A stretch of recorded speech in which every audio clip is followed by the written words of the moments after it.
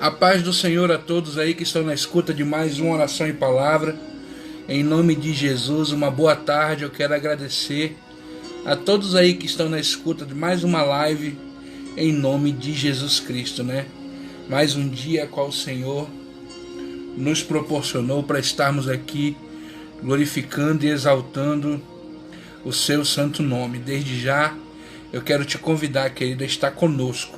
Em nome de Jesus. Pai do Senhor, irmã Rebeca, que Deus abençoe a senhora, sempre presente aí em nome de Jesus Cristo, né? Que bom, fico feliz em nome de Jesus. Outros irmãos também estão chegando na live, que bênção, louvado seja o nome do Senhor. Eu quero crer que Deus, assim como das outras vezes, mais uma vez, Deus tem uma palavra para a nossa vida. Tá aparecendo a imagem, irmã, em nome de Jesus aí? Ontem eu fiz a live, irmão, apareceu somente a voz. A imagem a internet estava muito ruim ontem. E aí não apareceu a imagem, apareceu só a voz. Aí se estiver aparecendo a imagem, me fala alguém, está aparecendo a imagem? Em nome de Jesus hoje? Tá. Glória a Deus. Obrigado, irmã Rebeca, em nome de Jesus. Vamos estar orando, irmão, antes de qualquer coisa. Vamos estar orando. Fecha teus olhos em nome de Jesus. Senhor, nosso Deus, nosso Pai, eu quero te agradecer, Senhor. Te agradecer, meu Pai, por mais um dia de vida. Te agradecer, Senhor Deus, por mais um dia a qual a tua infinita misericórdia alcançou a minha vida. Senhor, muito obrigado. Muito obrigado, Senhor Deus, pelo respirar, pelo caminhar, pelas coisas simples a qual o Senhor tem nos dado, Senhor, e a qual nós somos gratos a Ti, meu Pai, todo dia. Tua palavra diz que a razão de nós não sermos consumidos é porque a Tua misericórdia se renova todo dia, Senhor. Muito obrigado. Senhor, eu te peço, meu Pai, que mais uma vez Tu use este vaso de barro, que eu diminua, Senhor, e Tu cresça. Tira-me da Tua aljava, põe-me em Tua mão como uma flecha e me lança ao objetivo a qual por mais uma vez Tu me escolheste. Mais uma vez Tu me trouxe até aqui com saúde, com vida, para estarmos, Senhor Deus, fazendo esta live, e que a Tua palavra, Senhor, possa falar conosco. Fala comigo, fala com todos aqueles que estão vendo essa live. Nós precisamos ouvir a Tua voz, Senhor. Sem Ti, Pai, nada eu posso fazer. Toda honra, toda glória, todo louvor, majestade e poder pertence a Ti, Senhor. Fala conosco, eu te peço. Toma agora toda a mente e coração cativo a Ti, Senhor. Não permita que nada tire a atenção dos Teus filhos, Senhor, mas que eles estejam, meu Pai, ligados para ouvir, guardar e aplicar a palavra na sua vida, Senhor. Muito obrigado, em nome de Jesus Cristo. Amém e amém. Louvado seja o nome do Senhor Jesus Cristo. Amém, queridos. Eu quero dar um alô também para o irmão Eliseu Nascimento e para a irmã Rauane Karina. A paz do Senhor a todos em nome de Jesus Cristo. Pegue a sua Bíblia, querido. Glorificado seja o nome do Senhor. Pegue a sua Bíblia e me pediram para explicar o que está acontecendo em relação à campanha que eu estou fazendo. Irmãos, eu estou congregando no Ministério Profético Aliança Eterna, do pastor Américo e da pastora Gleice, ali na Cidade Nova. E sexta-feira agora, dia 9, nós vamos estar dando início a uma campanha, né, de oração e de restauração, de reconstrução. Que campanha é essa? Serão 52 dias de oração e 8 sexta-feiras de muita palavra, e eu creio que Deus há de restaurar aquilo a qual o inimigo derrubou, aquilo a qual, né, foi destruído, e eu creio na restauração. Nós vamos estar fazendo esta campanha, e ela não visa, irmã, de maneira nenhuma, porque quando a gente fala em envelope, as pessoas pensam logo em dinheiro, e eu não viso dinheiro, eu não viso essas coisas. Nós vamos fazer um envelope sim, mas é um envelope em forma de tijolo. A irmã foi ver isso para mim hoje. Esse envelope ele terá a forma de um tijolo. Por quê? Porque você vai fazer parte da reconstrução deste muro. E dentro deste envelope, você vai colocar a causa a qual você quer reconstruir. Senhor, eu quero a minha família restaurada, e você vai colocar a sua família lá dentro. Senhor, eu quero o meu casamento restaurado, e você vai colocar, né, o seu casamento ali restaurado. Senhor, eu quero a libertação do meu filho, eu quero a libertação da minha filha, e eu não sei o que você vai colocar lá dentro. E aí o que acontece? Ele será distribuído, entendeu? Nessa sexta-feira agora, esse envelope. E quando for na próxima sexta-feira, né, você vai trazer o envelope, né, com a sua causa, tudo direitinho. E nós vamos estar mergulhando este envelope numa taça de óleo ungido. Esse envelope será mergulhado numa taça de óleo ungido. E é justamente nesta taça de óleo ungido que nós vamos estar, entendeu, orando e crendo no milagre. Esse óleo estará na igreja e nós estaremos orando 52 dias por restauração, por reconstrução, e a sua causa vai estar mergulhada no óleo da unção. E ao final da campanha, que é dia 29, nós vamos pegar esse óleo que ficou sendo consagrado durante 52 dias, vamos colocar ele num bujãozinho pequeno, e você vai levar para sua casa. Você vai levar esse óleo para sua casa, para você ungir o seu lar, ungir a sua casa, ungir em nome de Jesus Cristo o local aonde você está. Amém? Então serão 52 dias para nós reedificarmos. Neemias, quando ele veio para Jerusalém, a Bíblia me ensina que ele demorou 52 dias. Ele transformou uma nação em 52 dias. Ele reconstruiu os muros em 52 dias. Então serão 52 dias de muita oração, clamor, e eu creio no milagre. Lembrando mais uma vez, o envelope não é para você colocar dinheiro. Eu não estou fazendo essa campanha por causa de dinheiro. Eu não faço campanha por causa de dinheiro. Essa campanha, ela está sendo feita para a restauração de algo. Senhor, eu quero a minha restauração espiritual. Senhor, eu estou me sentindo fraco. Coloque ali dentro, nós vamos mergulhar esse envelope no óleo, e eu creio que Deus há de fazer grandes coisas pela tua vida. Também estaremos orando pela igreja lá do nosso ministério, Ministério Profético Aliança Eterna, e eu creio que Deus há de abençoar poderosamente. Amém? Essa é a campanha. Eu vou estar falando mais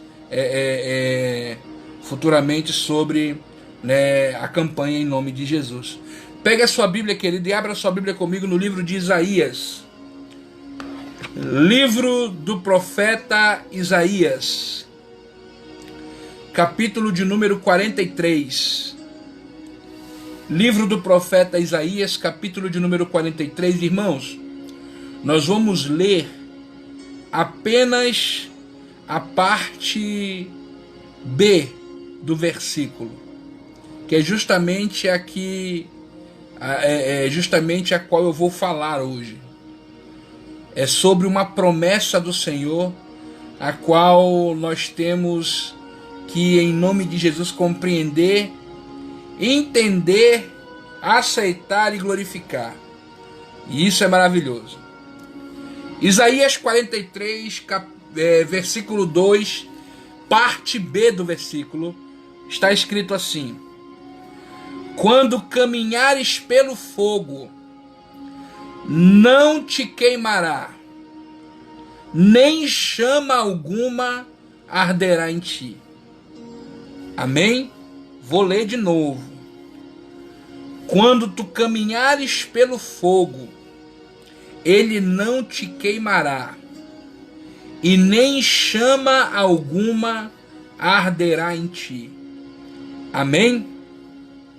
Glorificado seja o nome do Senhor Jesus Cristo. Irmãos,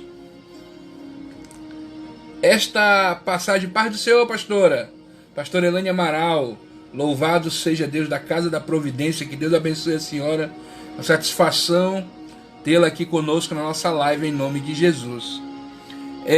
Irmãos, o texto a qual eu li é uma palavra conhecida e muitas vezes pregadas, principalmente por nós pregadores pentecostais, que fala sobre a proteção de Deus com a nossa vida. No capítulo 43 fala sobre o Senhor que resgata Israel. E ele menciona algumas coisas no começo deste capítulo para que ele demonstre, para que Israel venha compreender o tamanho do seu amor por nós, por Israel, por eles. E ele começa dizendo muitas coisas.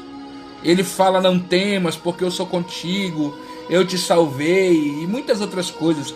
Ele fala sobre as águas. Olha, quando tu passares pelas águas, elas não vão, te submergir, mas eu vou estar contigo. Só que a frase, o texto que o Senhor colocou em meu coração para que nós viemos falar hoje é justamente sobre a questão deste texto que eu li sobre o fogo, que diz: quando tu passares pelo fogo, ele não te queimará, nem chama alguma arderá em ti. E lendo a Bíblia, irmãos, nós sabemos que um outro texto muito conhecido e também muito pregado fala sobre chamas, e é justamente baseado neste texto que eu vou contar uma outra história, mas é baseado nesse texto. Amém? A Bíblia diz que Israel, infelizmente, permitiu que a soberba entrasse em seu coração. E a soberba, ao entrar no coração de Israel, Israel não estava mais exaltando e glorificando o Senhor, e Israel estava se prostituindo, estava com outros postes ídolos, e tudo isso entristeceu muito o coração de Deus. E ao entristecer o coração de Deus, a Bíblia diz que veio sobre a nação de Israel a mão de um rei chamado Nabucodonosor. E esse rei, ao pegar Israel e levar cativo, o primeiro grupo que foi levado cativo em Israel foram o grupo dos príncipes, o grupo aonde eram as cabeças pensantes de Israel. Nabucodonosor, ele tinha uma certa sabedoria nesses princípios de governo. Ele não matava as pessoas inteligentes das cidades que ele invadia e que ele conquistava.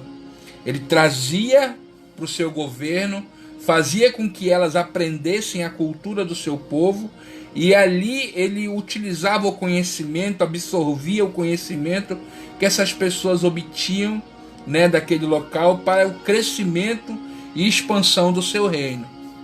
Dentre este povo que foi levado cativo a Israel, foram 4 jovens especiais. Eu digo porque são especiais, porque foram jovens que, embora estivessem sendo ali levados como escravo, numa terra estranha, num local desconhecido, mas mesmo assim eles não negaram o seu Deus. Eles não se permitiram se contaminar com aquilo que foi oferecido, né, a eles. E eu estou falando de Daniel, Ananias, Misael e Azarias. E a história a qual eu quero contar não está baseada na vida de Daniel. Pelo contrário, a história que eu quero mencionar hoje aqui está baseada na vida desses três jovens, Ananias, Misael e Azarias. Nós sabemos que Nabucodonosor ele tinha um ego grande, ele tinha uma soberba grande. Embora ele fosse um instrumento na mão de Deus, mas ele ainda ia compreender isso mais tarde. Mas por enquanto o seu ego, a sua soberba ainda era grande. Embora fosse um rei sábio, mas ele era soberbo. E a Bíblia nos mostra que num determinado ponto e momento, a Bíblia nos mostra que ele construiu uma estátua muito grande. E ao construir aquela estátua, ele convocou todas as circunvizinhanças e todos que estavam naquela época no seu reino. E ao convocar todos que estavam ali, a Bíblia ela nos fala que ele disse que para a inauguração daquela estátua ela serviria para que o povo viesse adorar aquela estátua. Que cada vez que o povo ouvisse o barulho dos instrumentos musicais, eles deveriam se curvar diante daquela estátua. E foi dito também que aquele que não se curvasse diante da estátua, ele seria jogado dentro de uma fornalha de fogo. Então, todos estavam ali para ouvir o primeiro toque dos instrumentos, para que todos que estivessem ali se curvassem diante, né, da estátua de Nabucodonosor. E eu imagino os três ali olhando toda aquela situação acontecendo, e no coração deles, eles olhando um para a cara do outro e dizendo assim: rapaz, eu não vou me curvar não. E o outro também dizendo: eu também não vou me curvar não. E os três entrando ali numa concordância dizendo: nós não vamos nos curvar. Nós temos princípios. Nós temos uma aliança com Deus. Nós somos judeus circuncidados. Irmão, todo judeu circuncidado, ele está debaixo de uma aliança. Por que você acha, só abrindo um leque aqui, por que você acha que quando Golias veio para cima de Davi, Davi olhou para Golias e disse: quem é esse incircunciso que vem afrontar o exército do Deus vivo?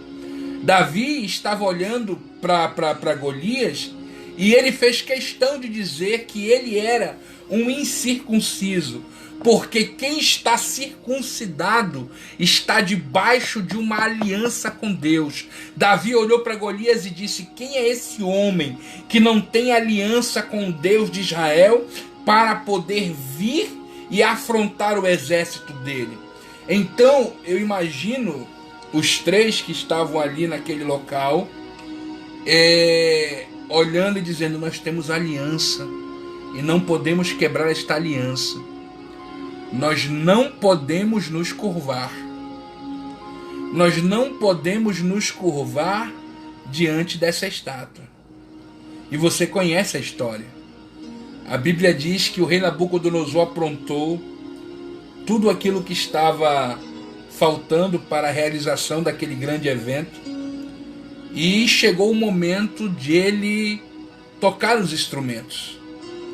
E ao tocar os instrumentos, a Bíblia diz que todos que estavam ali se curvaram diante da estátua, menos Ananias, Misael e Azarias. Sadraque, Mesaque e Abidnego não se curvaram.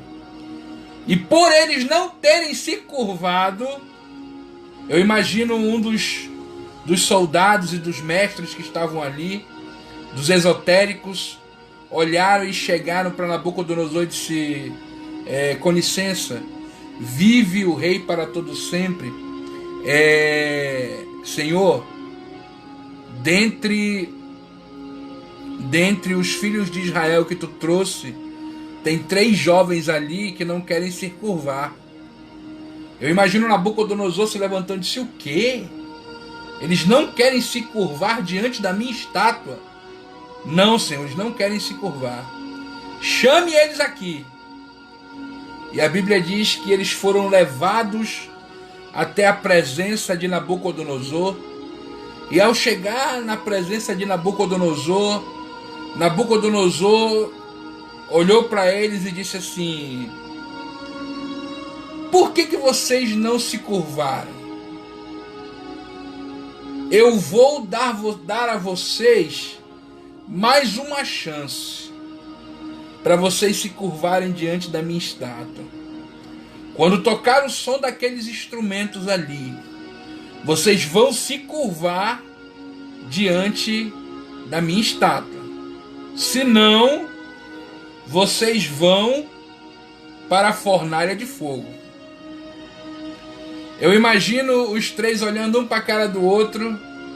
E é engraçado a forma que eles respondem a Nabucodonosor. Porque eles olham para Nabucodonosor e dizem assim: fica tu sabendo, ó rei, que o Deus a qual nós servimos, ele pode nos livrar desta fornalha. Mas ainda que ele não nos livre, nós não nos curvaremos à tua estátua. Você está compreendendo o peso das palavras que saíram da boca daqueles homens? Eles estavam declarando a sua fidelidade a Deus, independentemente de Deus os livrar ou não.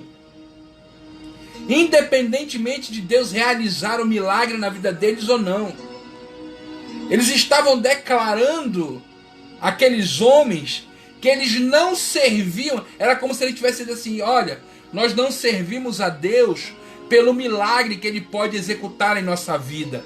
Nós servimos a Deus por quem ele é. Nós servimos a Deus por quem ele é.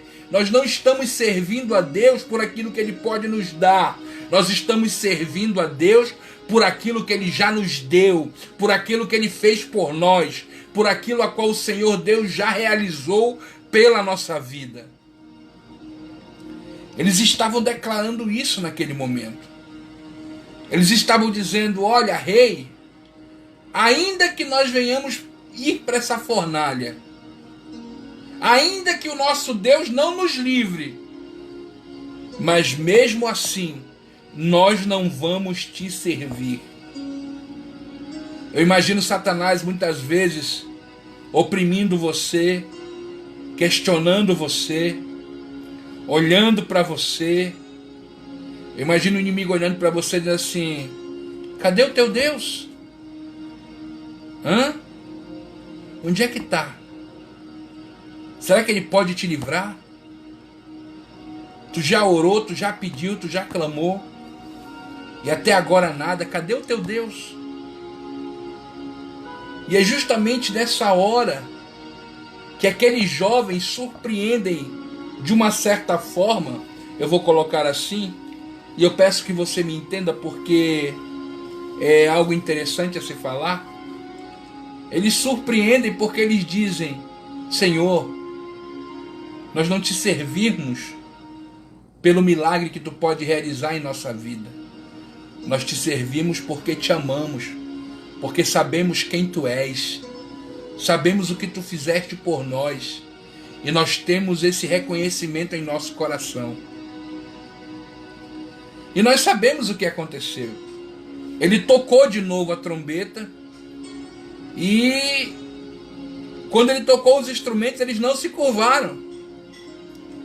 E por eles não terem se curvado, a Bíblia diz que Nabucodonosor se enfureceu e mandou jogá-los na fornalha.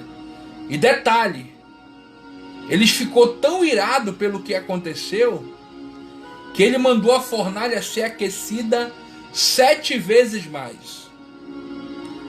E quando a fornalha foi aquecida 7 vezes mais, irmãos, a Bíblia conta que a fornalha estava tão quente que aquelas pessoas que foram jogar Ananias, Misael e Azarias, que foram jogar eles dentro da fornalha, eles foram queimados. Eles foram queimados. Aí detalhe, eles foram jogar Ananias, Misael e Azarias dentro da fornalha. Jogaram. E quando jogaram eles dentro da fornalha, você sabe o que aconteceu. A Bíblia diz que eles começaram, assim eu imagino o coração deles se desesperando. Nós vamos cair no fogo, nós vamos cair no fogo, e foram para a fornalha. Mas de repente eles percebem algo. Eles percebem que as mãos deles, os pés deles, que estavam amarrados, estão livres. Eles percebem que aquele fogo que está ao redor dele, que está tocando na pele deles, não está ardendo nada. E eles se levantam. E quando eles se levantam, eles começam a olhar para um lado, olhar para o outro. Eles caminham lá dentro. E de repente surge no meio deles um outro ser. Um ser que brilha. E a Bíblia diz que o rei Nabucodonosor, estando do lado de fora, contemplou eles livres lá dentro. E dentro da fornalha, junto com eles, estava uma outra pessoa. Tanto é que Nabucodonosor diz assim: não foram 3 que nós lançamos lá dentro? Por que eu estou vendo 4? Sendo que um tem a aparência de um filho dos deuses. E ali naquele momento, quando ele percebe tudo o que aconteceu, ele lança uma palavra para Ananias, Misael e Azarias. E é justamente aqui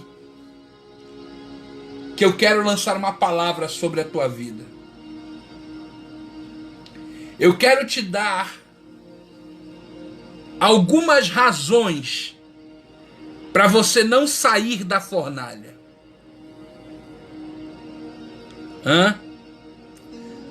7 razões para você não sair da fornalha.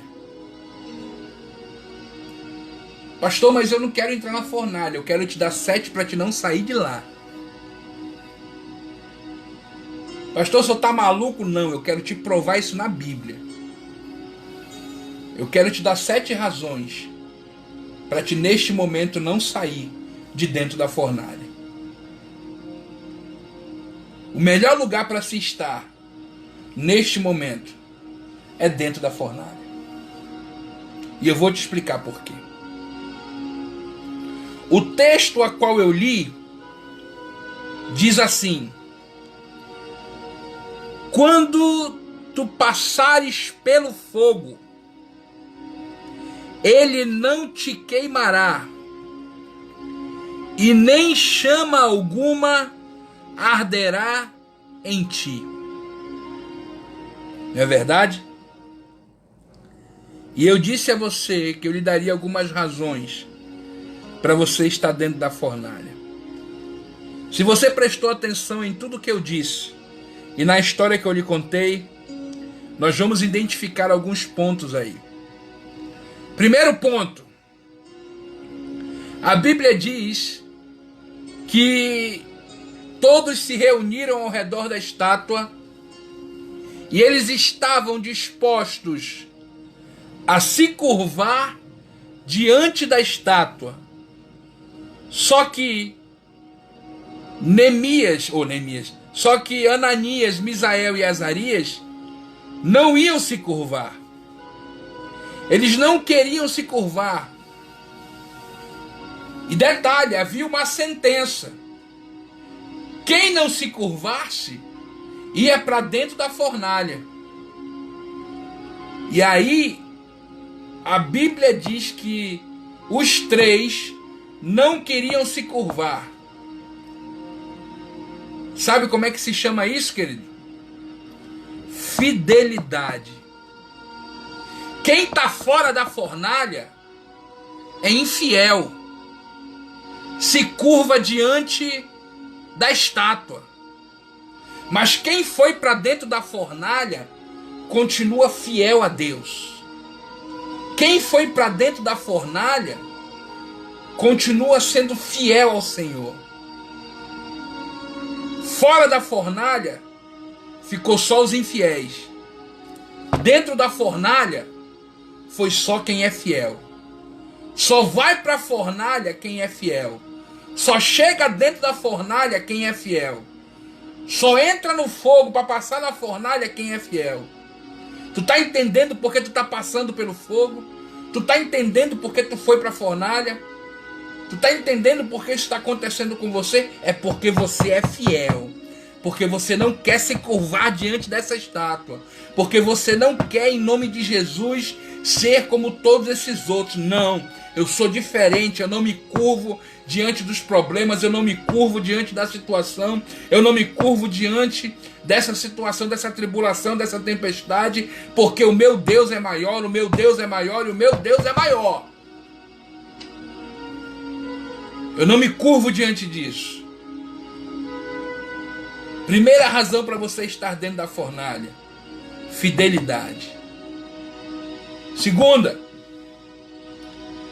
qual era o mecanismo para se curvar diante da estátua? Era o som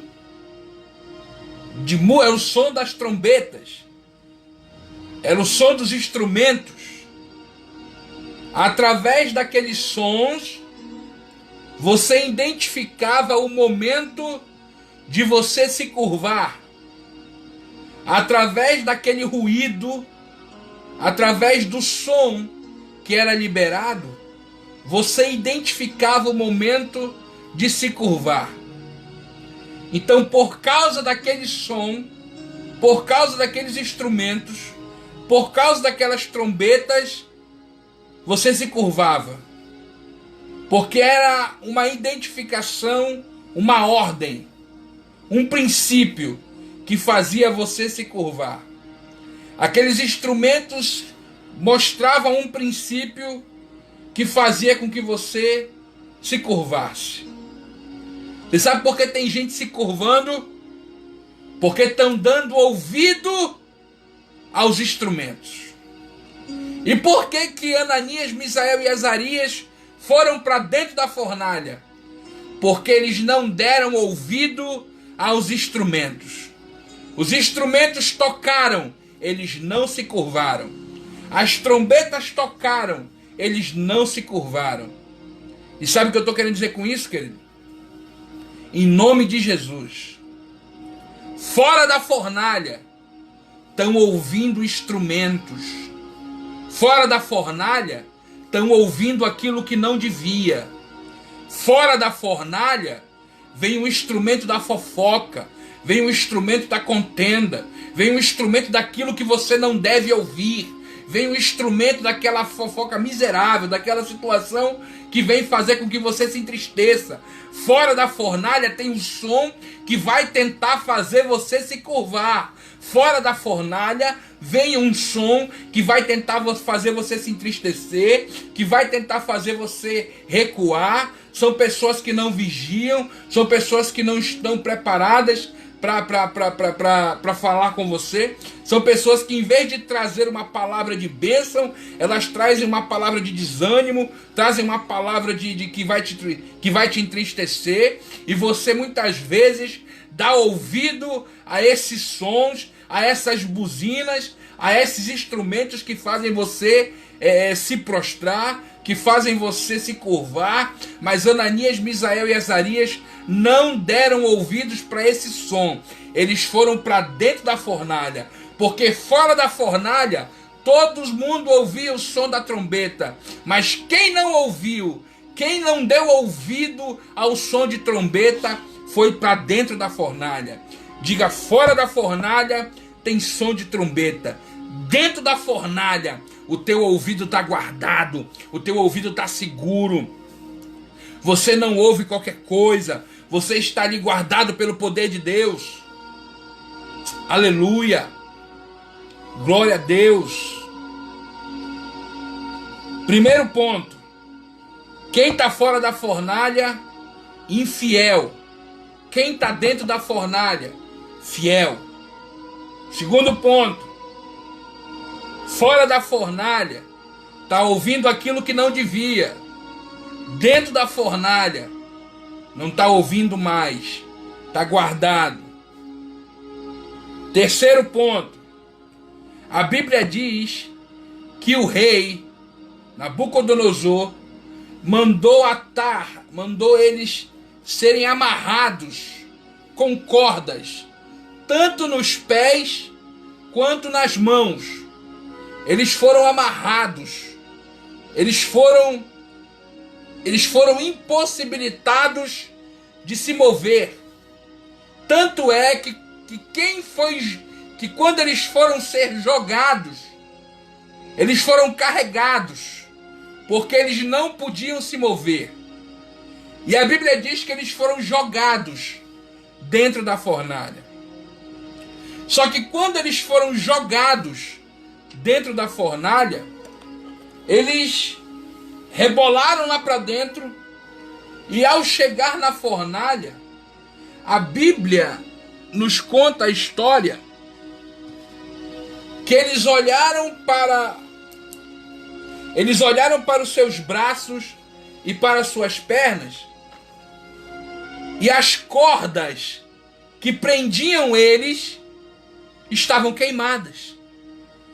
E a Bíblia faz questão de dizer que eles caminhavam livremente dentro da fornalha. Em nome de Jesus Cristo, fora da fornalha, eles estavam amarrados, impedidos de caminhar, estavam presos, estagnados, não chegavam a lugar nenhum. Dentro da fornalha, aquilo que amarrava as mãos e os pés deles foi queimado, e eles dentro da fornalha caminhavam livres. Livres. Fora da fornalha não caminham para lugar nenhum, estão de pés e mãos atados. Dentro da fornalha eles estão caminhando livres, livres, livres. Você está entendendo, irmão? Você está entendendo isso? Primeiro ponto: fidelidade. Segundo ponto: eles não têm tempo para ouvir aquilo que não deve. Não ouça aquilo que não deve. Terceiro ponto: fora da fornalha, eles estavam presos. Dentro da fornalha, eles estão livres. Livres. Aí você diz assim: e agora, pastor? Diga quarto ponto. A Bíblia diz que os inimigos vieram sobre eles, fora da fornalha. O rei Nabucodonosor disse: chame os meus homens mais fortes, para pegar eles e jogarem eles dentro da fornalha. A Bíblia diz que vieram os homens fortes do exército e seguraram Ananias, Misael e Azarias para jogá-los dentro da fornalha. Só que a história conta, a Bíblia conta, que quando esses homens foram jogar Ananias, Misael e Azarias dentro da fornalha, eles morreram primeiro. Eles foram queimados primeiro. Eles foram jogar Ananias e quando eles jogaram, houve um relampejo de fogo que queimou eles e eles morreram primeiro. Eles foram chamuscados pelas chamas primeiro. E nenhum sobreviveu. Pastor, o que o senhor quer dizer comigo? Com isso? Fora da fornalha, os inimigos estão vindo sobre você e têm controle. Dentro da fornalha, os teus inimigos são derrotados por Deus. Fora da fornalha, os inimigos vêm contra você. Mas dentro da fornalha, o próprio fogo da fornalha, o próprio Deus, ele está lutando por você dentro da fornalha. Então quem está dentro da fornalha tem os seus inimigos derrotados. Tem os seus inimigos derrotados. Você está entendendo isso, irmão? Agora detalhe. Quinto ponto.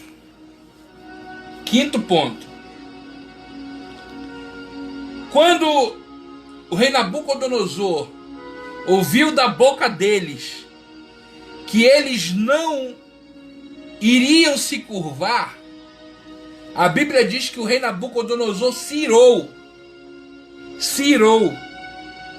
E quando ele se irou, a Bíblia diz que ele mandou aquecer a fornalha 7 vezes mais. E o que eu aprendo com isso? Pastor, qual era a função daquela fornalha? Aquela fornalha, ela tinha a função, creio eu, que todo lixo de construção que havia sido deixado era para ser cremado dentro daquela fornalha. Então aquela fornalha, ela servia de cremação para lixo. Só que quando o rei mandou aquecer 7 vezes mais, aquele fogo se intensificou. E nós sabemos que quando o fogo se intensifica, ele é intensificado para um determinado propósito. E que propósito é esse? Purificação. O ouro, ele só pode ser refinado em altas temperaturas. O ouro, vou repetir, o ouro só pode ser refinado em altas temperaturas. O fogo, o ouro, na realidade, só pode ser refinado em altas temperaturas. E o que iria para dentro da fornalha não é lixo. O que foi para dentro da fornalha foi algo precioso, querido, em nome de Jesus. Você é precioso para o Senhor. A Bíblia diz que você é a obra-prima da criação. E você é o ouro que foi ser purificado dentro daquelas chamas. Pela tua fidelidade, pela tua coragem, tu está sendo purificado dentro da fornalha. Fora da fornalha, você continua a mesma pessoa.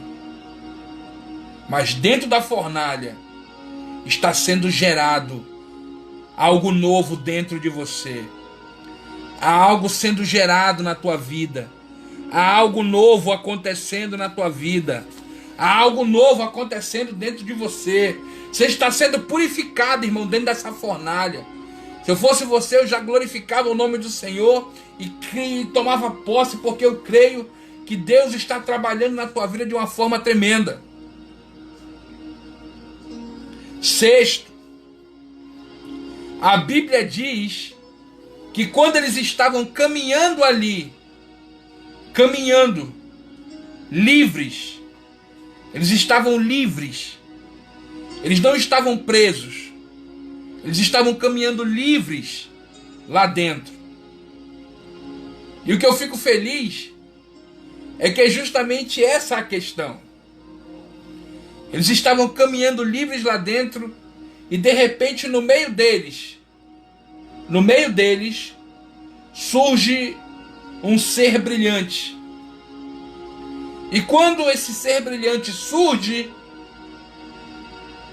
o rei Nabucodonosor, que estava do lado de fora, ele contempla dentro da fornalha este ser. E ele questiona e diz: não foi 3 que nós lançamos lá dentro? Como é que agora eu estou vendo 4? Sendo que um deles tem a imagem do Filho dos Deuses. Querido, compreenda isso.